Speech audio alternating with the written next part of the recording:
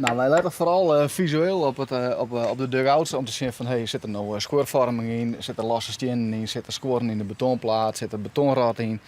Nou ja, eigenlijk een visuele inspectie van het geheel van wat is de technische staat van zo'n dugout. Wie krijgt ook een klopje, waarom doe je dat? Nou ja, die klap je dan enkel voor je heen, dus als het gewoon dat die goed vast zit. En sommige stenen die binnen los en dan juist een hullo geloerd. Dus dat is voor ons een teken van zit zo'n steen los of zit die vast? Nou, deze zit gewoon al vast, dat is goed. Een grutpad van de dugouts in Tietjerkstradiel binnen al vervangen door keunstoffen. Er binnen nog 18 stiks van stien en een betonnen plaat. Die worden nou controleren door de gemeente en een bouwbedrijf. Ons idee is dat het wel goed is, maar voor alle zekerheid laten we het gewoon controleren. We willen geen risico's nemen. Nee. En waarom ga je hem een extern bedrijf inschakelen? Nou ja, voor een gedegen onderzoek. Hè. Nu hebben we een derde partij die erin short en daarmee hebben we een goed onafhankelijk onderzoek. En dan hebben we denk ik een goed onderbouwd verhaal. In Burgum is alles in orde.